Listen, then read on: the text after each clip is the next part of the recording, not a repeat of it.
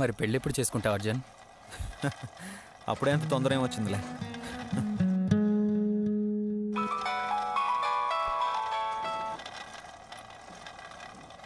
Hello, నేను మీ family doctor Niranjan మాట్లాడుతున్నాను. మీ పెదనాన్నగారికి బాగోలేదని సీఎం గారి పిఏ ఫోన్ చేశారు. ఆ వివరాలు మీకు తెలుసో లేదో అని ఫోన్ చేశాను.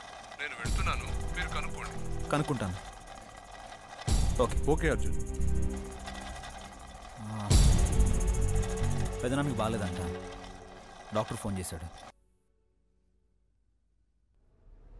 డాక్టర్ గారు వచ్చారు సార్. ఏం జరిగింది డాక్టర్? ముందు ఆయన చూడండి. డాక్టర్, కండిషన్ ఎలా ఉంది? కండిషన్ చాలా సీరియస్గా ఉందండి. చూడండి, బయట ప్రెస్ వాళ్ళు ఉన్నారు.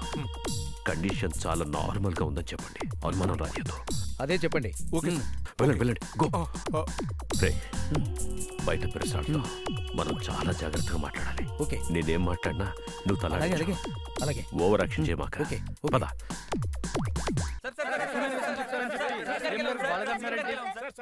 సీఎం గారి కండిషన్ నార్మల్ గానే ఉంది. ఆయన ఆరోగ్యం గురించి ఆందోళన చెందాల్సిన అవసరం లేదు. ఆయన బాగానే ఉన్నారు. సీఎం గారు మాట్లాడే పొజిషన్ లో ఉన్నారా? నో. ఉండండి ఉండండి, కూల్ కూల్.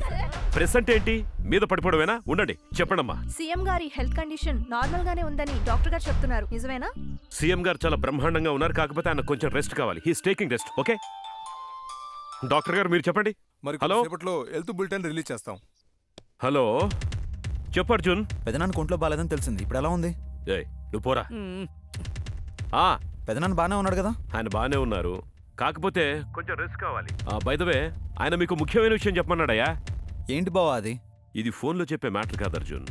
మన కాటన్ మిల్ ఉంది కదా, నువ్వు అక్కడికి వచ్చాయి. వచ్చేటప్పుడు అభిని కూడా తీసుకునిరా. మ్యాటర్ అంతా అక్కడ వివరంగా చెప్తాను. ఓకే ఓకే బావా. పద.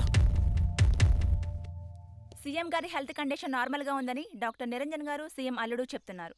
కెమెరామ్యాన్ రంజిత్తో వందన, సూర్యతేజ న్యూస్, విజయవాడ.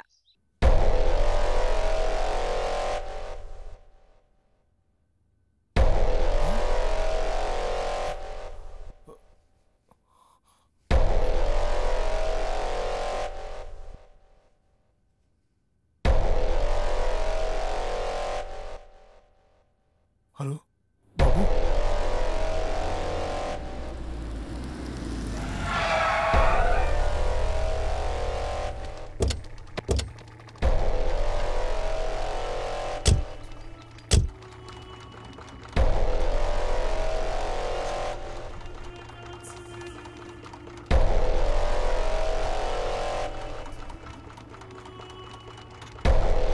ఏంటి బావా అర్జెంట్గా రమ్మన్నావు?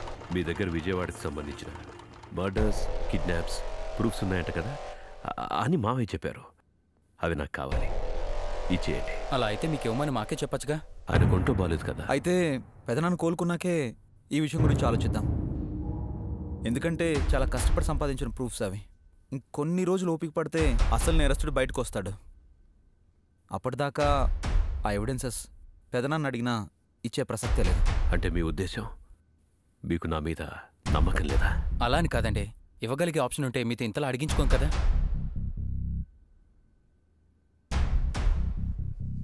ఇంకా ఎన్ని తప్పులు చేయాలరా భగవంతుడు. అనగనగా ఒక సీఎం ఉండేవాడు. వాడిప్పుడు పోయేలా ఉన్నాడు. వాడి తమ్ముడు ఆల్రెడీ పోయాడు. వాళ్ళిద్దరు అలా అయిపోవడానికి కారణం ఎవరో తెలుసా? Just guess. It's me. అర్థం కాలేదా? మీ నాన్నను చంపింది నేనే. మా నాన్నను చంపింది నువ్వా? భలే ఎంజాయ్ చేశాను. ఎలా చనిపోయాడో తెలుసుకోవాలనుందా? చెప్తాను, నాకేం భయం లేదు. ఎందుకంటే చెప్పాక మీ ఇద్దరిని కూడా చంపేస్తాను. ఓకే? ఆ రోజున నేనేం చేశానంటే